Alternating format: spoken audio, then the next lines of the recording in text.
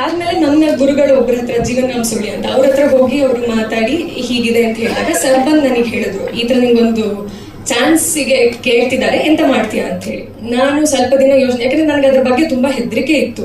Movies ಅಂತ ಅಂದ್ರೆ ಅಯ್ಯೋ ಹಿಂಗಿರತ್ತೋ, ಏನ್ ಮಾಡ್ಬೇಕು ಅಂತೆಲ್ಲ ತುಂಬಾ ಹೆದರಿಕೆ ಇತ್ತು. ಸೊ ನಾನು ಸರ್ಗೆ ಸರ್ ಇಲ್ಲ ಬೇಡ ಅನ್ಸತ್ತೆ ಅಂತ ಹೇಳಿ ಫಸ್ಟಿಗೆ ಯೋಚನೆ ಮಾಡಿದ್ದೆ. ಆಮೇಲೆ ಯಾವಾಗ ನಮ್ಮ ರಾಜೇಂದ್ರ ಸಿಂಗ್ ಬಾಬು ಅವ್ರದ್ದು ಮೂವಿ ಅಂತ ಹೇಳಿದ್ರು, ಸರ್ ನಂಗೆ ಹೇಳಿ ಏನೂ ಆಗಲ್ಲ, ತುಂಬಾ ಚೆನ್ನಾಗತ್ತೆ ಅಂತೆಲ್ಲ ಹೇಳಿದ್ಮೇಲೆ ನಾನು ಹೋಗಿ ಅವ್ರ ಹತ್ರ ಮಾತಾಡಿದೆ.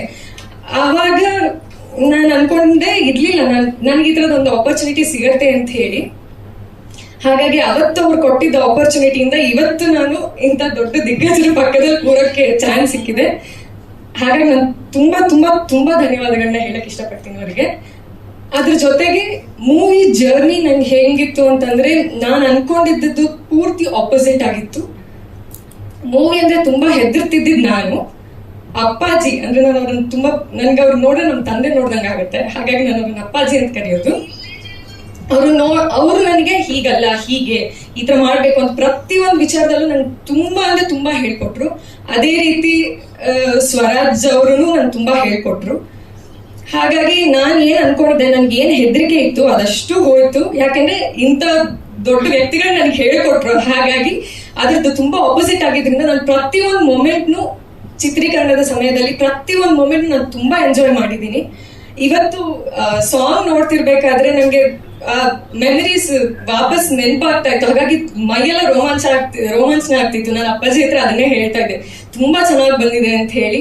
ಎಲ್ರೂ ಹೇಳಿದ್ರು ತುಂಬಾ ಚೆನ್ನಾಗಿ ಬಂದಿದೆ ಅಂತ. ಸೊ ನಾನು ಎಲ್ರ ಜೊತೆ ಕುತ್ಕೊಂಡು ಇದನ್ನ ನೋಡಿ ಹೇಗ್ ಬಂದಿದೆ ಅಂತ ಹೇಳಿ ನೋಡಿ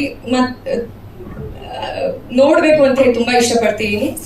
ಅದ್ರ ಜೊತೆ ನಾನು 7 ವರ್ಷ ಆಳ್ವಾಸ್ನಲ್ಲಿ ಇದ್ರೂ ಸಹ ನನಗೆ ಕಂಬಳದ ಬಗ್ಗೆ ಅಷ್ಟು ಐಡಿಯಾ ಇರ್ಲಿಲ್ಲ. ಅಂದ್ರೆ ಈ ತರ ನಡೆಯತ್ತೆ, ಇದೊಂಥರ ಸ್ಪೋರ್ಟ್ ಅನ್ನೋದು ಮಾತ್ರ ಗೊತ್ತಿತ್ತು. ಬಟ್ ಅಪ್ಪಾಜಿ ಜೊತೆ ಮೂವಿ ಟೈಮ್ ಅಲ್ಲಿ ಪ್ರತಿಯೊಂದು ವಿಚಾರನು ನಾನು ಅಪ್ಪಾಜಿ ಹತ್ರ ಕೇಳಿ, ಇದು ಹಿಂಗೆ, ಓ ಹೌದಾ, ಇದು ಈ ಕಥೆನಾ, ಇದು ಹಿಂಗಾಗತ್ತಾ ಅಂತ ಪ್ರತಿಯೊಂದು ವಿಚಾರದ ಬಗ್ಗೆ ನಾನ್ ಯಾವ್ದಾದ್ರಲ್ಲಿ ಇದ್ ಮಾಡ್ಕೊಳ್ತಿದ್ದೆ. ಹಾಗಾಗಿ ಎಲ್ಲದಕ್ಕೂ ಅವರು ನನಗೆ ಕಥೆಯನ್ನ ಹೇಳಿ, ಓ ಈ ತರ ಇದೆ ಕಂಬಳ ಅನ್ನೋದ್ರ ಬಗ್ಗೆ ನಂಗೆ ಗೊತ್ತಾಯ್ತು. ಹಾಗಾಗಿ ನನಗೆ ತುಂಬಾ ಖುಷಿ ಆಗ್ತಿದೆ ನಾನು ಇಂಥ ಒಂದು ದೊಡ್ಡ ಮೂವಿನಲ್ಲಿ ಮಾಡಿದೀನಿ ಅಂತ ಹೇಳಿ. ಹಾಗಾಗಿ ನನಗೆ ಸಹಾಯ ಮಾಡಿದಂತ ಎಲ್ರಿಗೂ ನಾನು ತುಂಬಾ ತುಂಬಾ ತುಂಬಾ ಧನ್ಯವಾದಗಳನ್ನ ಹೇಳಕ್ ಇಷ್ಟಪಡ್ತೀನಿ. ಎಲ್ರಿಗೂ ನಮಸ್ಕಾರ. ತುಳುನಾಡಿನ ಬಗ್ಗೆ, ನಮ್ಮ ಬಯಲುಸೀಮೆಗೆ ಏನೋ ಗೊತ್ತಿಲ್ಲದೆ ಇದ್ದಂತಹ ಕಾಲದಲ್ಲಿ ಅವರ ಆಚರಣೆ, ಅವರ ನಂಬಿಕೆಗಳು, ಮೂಢನಂಬಿಕೆಗಳು ಎಲ್ಲವೂ ಇದೆ ಅಲ್ಲಿ. ಅಂಥ ಟೈಮಲ್ಲಿ ಕಾಂತಾರ ಬಂತು. ಒಂದು ಕಾಲದಲ್ಲಿ ನಾವು ದೈವಗಳು ಅಂದಾಗ ಬಯಲುಸೀಮೆ ದೆವ್ವ ಅಂತಿದ್ರು. ನೀವು ದೆವ್ವಗಳಿಗೆಲ್ಲ ಪೂಜೆ ಮಾಡ್ತೀರಲ್ವಾ ಅನ್ನೋರು. ಇಲ್ಲ ಇಲ್ಲ, ದೆವ್ವ ಬೇರೆ ದೈವ ಬೇರೆ ಅಂತ ಅವರಿಗೊಂದು ಅದನ್ನ ಎಕ್ಸ್ಪ್ಲೇನ್ ಮಾಡೋದೇ ದೊಡ್ಡ ವಿಷಯ ಆಗ್ತಿತ್ತು. ಅಂಥದ್ರಲ್ಲಿ ಕಾಂತಾರದಿಂದಾಗಿ ನಮ್ಮ ಅಲ್ಲಿಯ ಕೆಲವು ದೈವಗಳ ಪರಿಚಯ ಆಯ್ತು ನಿಮ್ಗೆ. ಗುಳಿಗ ಪಂಜುರುಳಿ ಅಂತ ಹೇಳ್ಕೊಂಡು. ಸೂ ಫ್ರಮ್ ಸೋ ಸಿನಿಮಾದಲ್ಲಿ ದೆವ್ವಗಳ ಪರಿಚಯ ಆಯ್ತು. ದೆವ್ವಗಳನ್ನ ಹೇಗೆ ಮೈ ಮೇಲೆ ಬಸ್ಕೋತಾರೆ ನೀವೆಲ್ಲರೂ ಎಂಜಾಯ್ ಮಾಡಿದ್ರಿ. ಈಗ ಈ ಸಿನಿಮಾದಲ್ಲಿ ಅಲ್ಲಿನ ಒಂದು ವಿಶೇಷ ಜಾನಪದ ಕಲೆಯದು ಕಂಬಳನ ಮತ್ತೆ ಆಮೂಲಾಗ್ರವಾಗಿ, ಕಂಬಳ ಅಂದ್ರೆ ಏನು, ಅದು ಹೇಗೆ ನಡೆಯುತ್ತೆ, ಆ ಕಂಬಳದಿರೋದನ್ನ, ಆ ಕೋಣಗಳನ್ನ ಹೇಗೆ ಸಾಕ್ತಾರೆ, ಅವ್ರನ್ನ ಎಸಿ ರೂಮಲ್ಲಿ ಸಾಕ್ತಾರೆ ಗೊತ್ತಾ ನಿಮ್ಗೆ.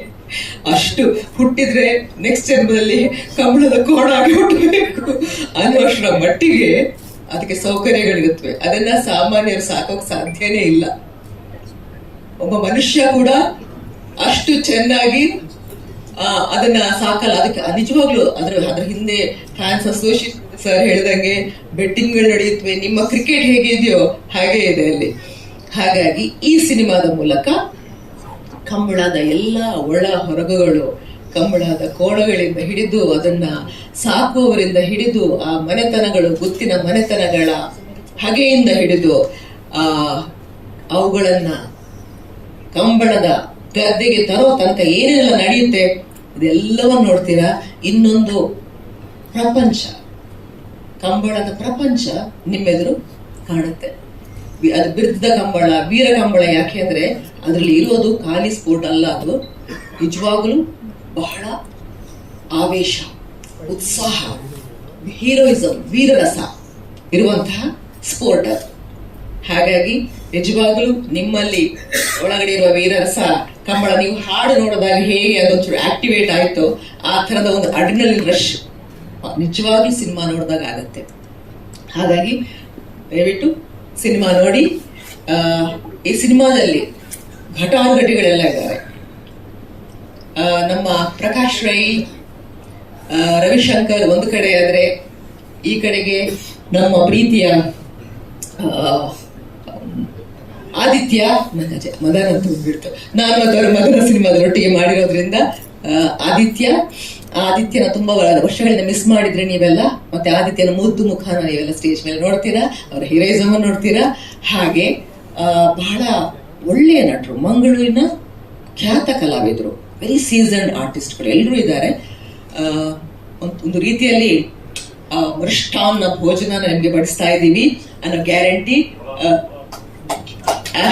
ಹಾಗೆ ಅವರು ಉಪ್ಪಿನಕಾಯಿ ಬಗ್ಗೆ, ಊಟದ ಬಗ್ಗೆ ಮಾತಾಡಿದ, ಮೃಷ್ಟಾನ್ನ ಭೋಜನದ ಬಗ್ಗೆ ಮಾತಾಡಿದೆ.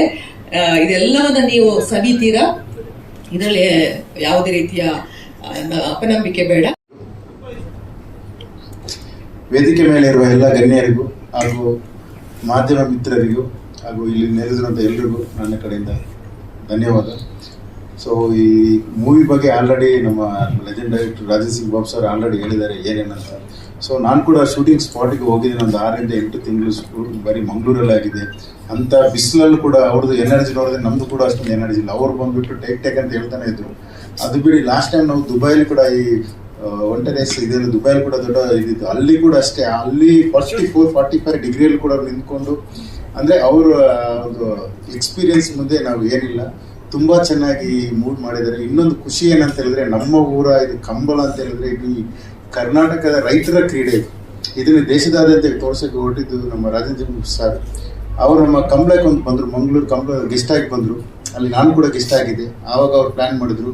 ಸೊ ಅಲ್ಲಿಂದ ಇದು ಮೂವಿ ಸ್ಟಾರ್ಟ್ ಆಯಿತು. ಹಂಗೆ ನಮ್ಮ ಇಡೀ ತುಳುನಾಡಲ್ಲಿ ಅಕ್ಷರ ಬ್ರಹ್ಮ ಅಂತ ಖ್ಯಾತಿಯಾದ ನಮ್ಮ ವಿಜಯ್ ಕುಮಾರ್ ಕೋಡೆಲ್ ಬರೋರು ತುಂಬ ನಮ್ಮ ತುಳು ಇಂಡಸ್ಟ್ರಿ ಯಾವಾಗ ಬೀಳುತ್ತಾ ಆವಾಗ ಫಸ್ಟ್ ಮೂವಿ ಮಾಡಿದ್ರೆ ಅವರ ಒರಿಯದೂರಿ ಅಸಲ್ ಅಂತ ತುಳು ಇಂಡಸ್ಟ್ರಿ ಎದ್ದಿಸಿದ್ರು.